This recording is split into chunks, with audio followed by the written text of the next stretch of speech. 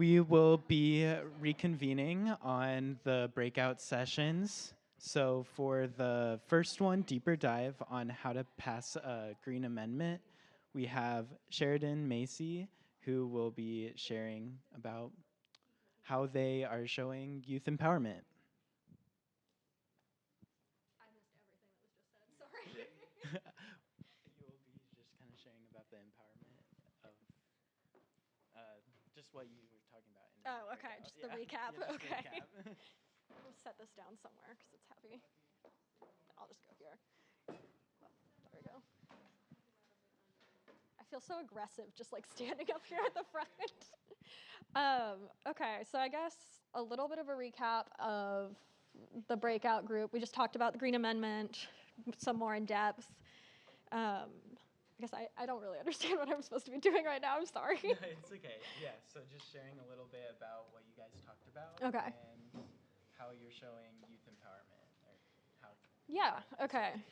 So we talked a lot about how to connect with legislatures, how to make your voice heard generally.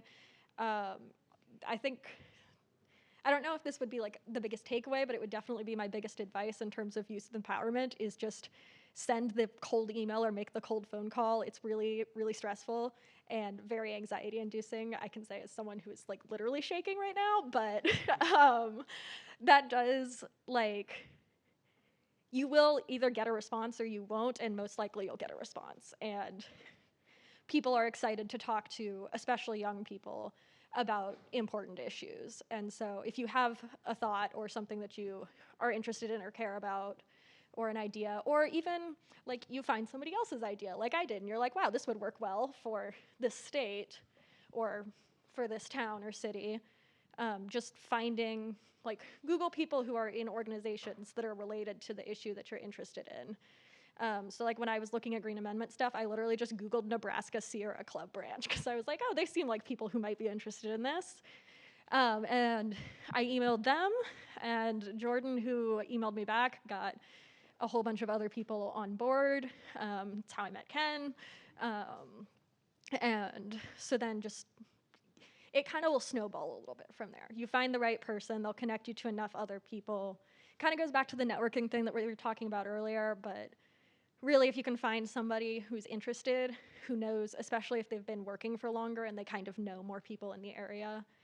Like my big issue with this was I'm really interested in it, but I don't really live in Nebraska anymore. The people that I knew when I worked in the state capitol do not work there anymore.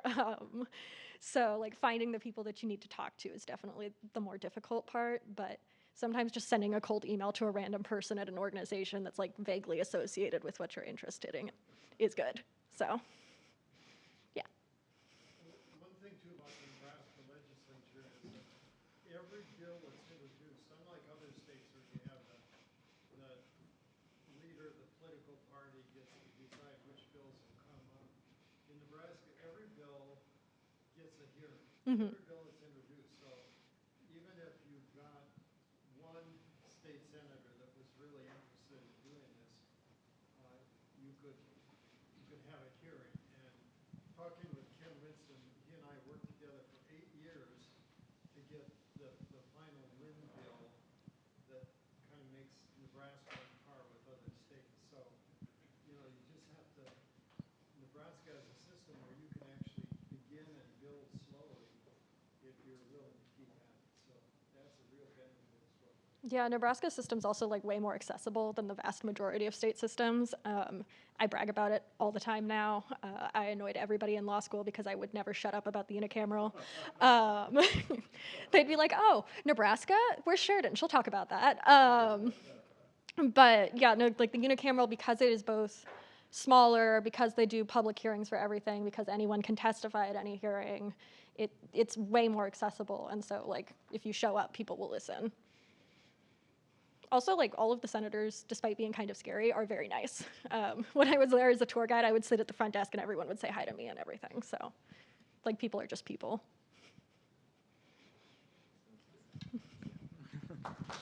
Thank you so much. All right. For the second breakout, we had setting up an environmental club at your school, and Sofia Gavia will be talking a little bit about what happened in the breakout. Yeah, so our breakouts, basically in the title, we just spoke with students. They're all mostly from the Arts and Humanities focus group, focus school, but we mainly talked about how they want to start clubs at their school, and also, luckily, we had an administrator there, so they kind of were like, hey, you got to help us. So it was nice to just talk to them, and they also were very interested in how to go beyond school projects, so they also want to do things outside in the community, so that was really nice to talk to students about. So yeah. Thank you, Sophia. All right, the next is creating a statewide youth climate network, and Deborah was the facilitator for that.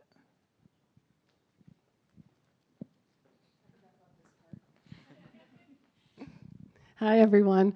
We didn't have a whole lot of people in our group, but we did talk about some ideas, and plus there's also ideas on the sticky notes up here that you all had, and I put them into what different people had put that they were interested in when I asked that question this morning. And so we have interest in training pathways, so things like how can I use my education and can further my education to get into a field or to work in a field that's related to climate change.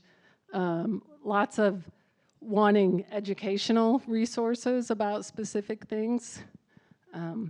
Networking and partnerships was also popular, so I included partnerships with that. So how can you partner with a community or with a nonprofit or an organization or even with me in the state climate office to make a difference? And then the last one was projects and volunteer opportunities. And I did speak with several participants that came from different organizations if they would be willing to work with me to help match students or to help come up with a list of projects that we could direct students to or contact people for those, and everyone I asked said yes, absolutely. One of the things that came up in our breakout group for the network, things that they were interested in, and I did speak with speakers about this, was having either some virtual sessions with some of our speakers because we didn't have a lot of time for questions, so they thought that that would be a great idea so they could have more opportunities to get their questions answered and things like that. So for college students, it's easy for me to connect with. With high school students, I have to find out about that. So some of that's going with teachers, and that's things I need to talk with other faculty and legal probably. Thank you so much. All right, for the next, yes, a round of applause. For the next, how to communicate with elected officials, and that was facilitated by Senator George Duncan. Yeah, so a lot of what we talked about was kind of already intertwined with a lot of what's already been said in terms of speaking with your senators, and Senator Wishart, I thought, did a great job of talking about some of those things. I kind of just highlighted the importance in talking to elected officials of a couple of different facets. One is, and Kwame spoke about this too, but confidence, right? Like, you know more about this than the vast majority of elected officials. And you know more than them because you're here. And so when you go and talk to these elected officials, it can be very intimidating and it can be very scary, kind of to your point. But you are the expert in the room. And when you come to testify on a bill, we talked about the fact that you're there because you're the expert and you have something worth sharing. And so having that confidence when you actually walk up and have that conversation is vital. We talked a little bit too about the benefit of personal stories. And so, I'm of the belief that we should always legislate based on data and information instead of just how we feel.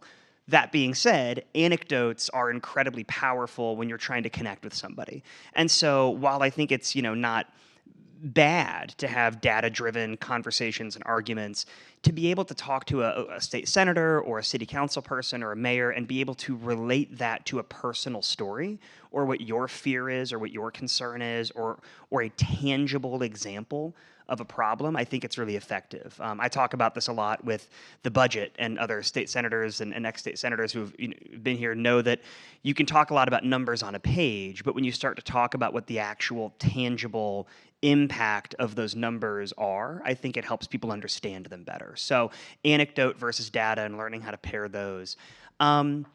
And then somebody asked a really good question towards the end, because we kind of just did a Q&A back and forth, and they asked, how do you, and this relates to what somebody else had said, I think, during the big session, how do you break past the platitudes, right? When you're talking to senators or at the local level or even the national level, they can be very receptive, and they can say things to you like, oh, that's, we really appreciate you being here, we like that, thank you so much, but how do you know if it's real or not? And my recommendation or suggestion of taking that next step is to make the hard ask. Right? When you finish your conversation, so can I count on your support for LB 123? And then just like let the silence hang. Because they will either tell you yes or no or maybe. And if they say no, good, great. At least they're being honest with you. If they say maybe or I'm not sure yet, the follow-up hard ask is what information can I get you that's going to help you make that decision? What else do you need? What's the next action item in this conversation? And I think if you keep making the hard ask of an elected official until you force them to say yes or no, it's a really effective strategy to actually connecting with them. So I thought those were a couple of things we talked about and had some good questions about confidence and how to structure your conversation, but it was a good back and forth. So yeah. Thank you so much. And then the very last, but not least, breakout room, we had how to communicate about the climate crisis, facilitated by Barbara Mayes. First of all, evidence-based storytelling is my love language, so I love hearing it come up so many times today. For those who were here for the morning session, most of the attendees of my breakout were not, so I spent a good amount of time tying threads of the presentation that I made with what we wanted to talk about in the breakout so that I could basically not represent, but give everybody else a chance to learn the material too. So we did talk quite a bit about communication about climate change not being all about the data, because if it was all about the data, we wouldn't have to have this entire meeting, right? We would all be out doing the actions to take care of climate change, but about talking to people, finding shared values, asking questions, learning where they're coming from, so that we can have those hard conversations about climate change with folks who maybe don't share our viewpoints right now.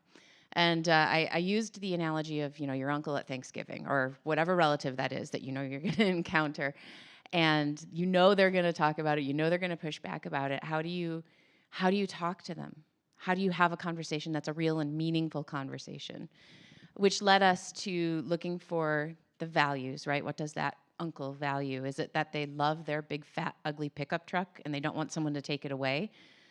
Okay, that's a starting point of a conversation, because then you can talk about how there are actually electric vehicles that are also big, fat, and ugly, if they choose, but also that the changes we may need to make going forward don't necessarily take away their options. They might change them a little, but they're still going to have the options. And no one's going to come tow their truck away and put some, shoebox in the driveway instead. Like, you're going to keep your truck.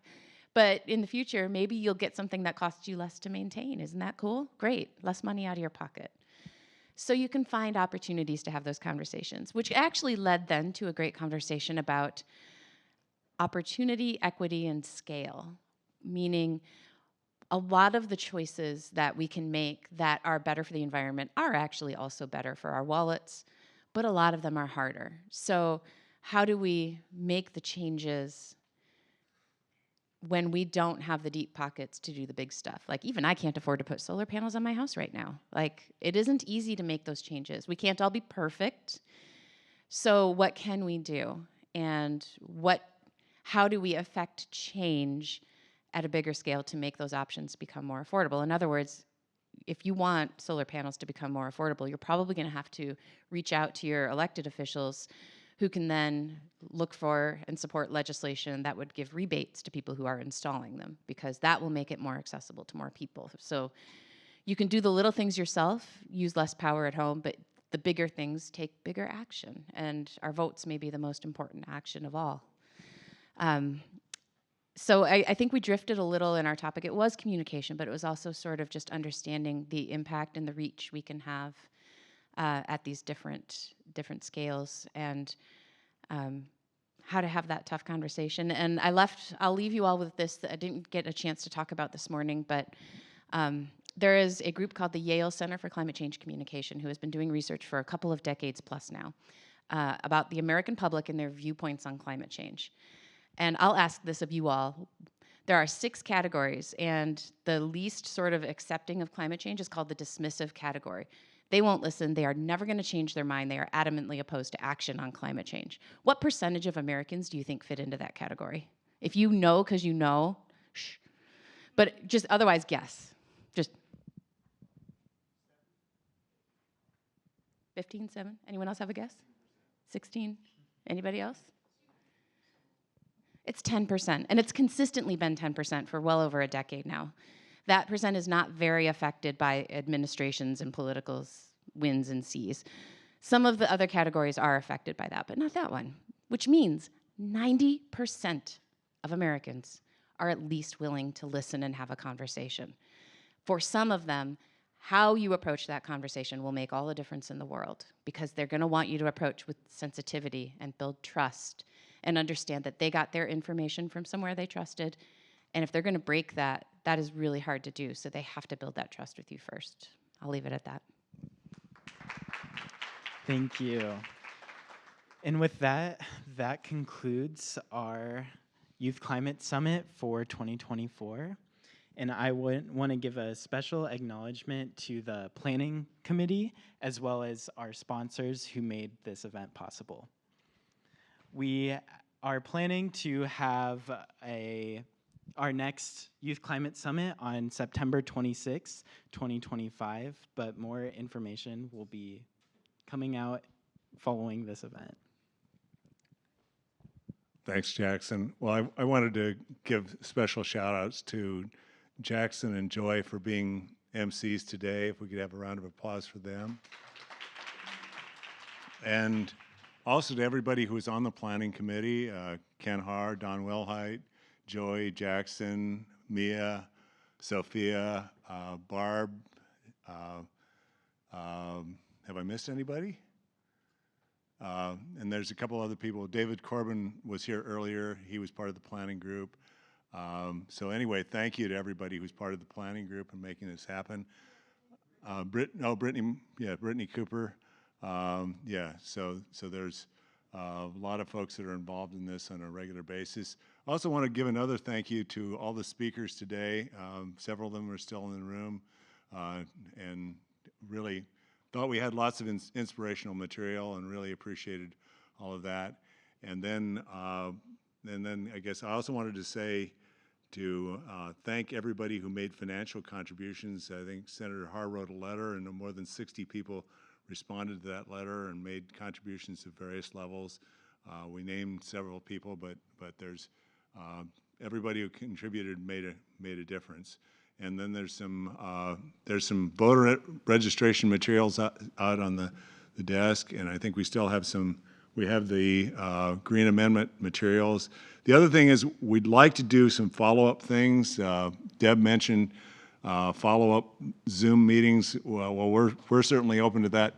Either whether you sponsor it or whether we sponsor it, we'd be glad to be part of some follow-up conversations, maybe some Zoom conversations with where we talk about some of these issues, and maybe we talk about a Green Amendment. Maybe we talk about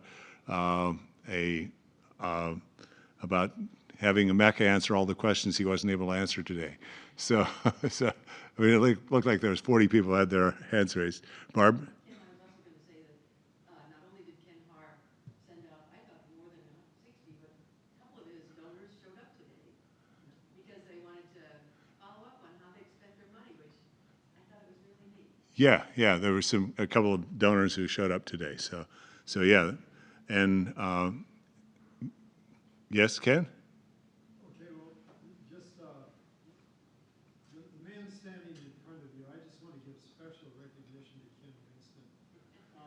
Ken worked for me as my legislative aide for a number of years, and You're embarrassing me, Ken.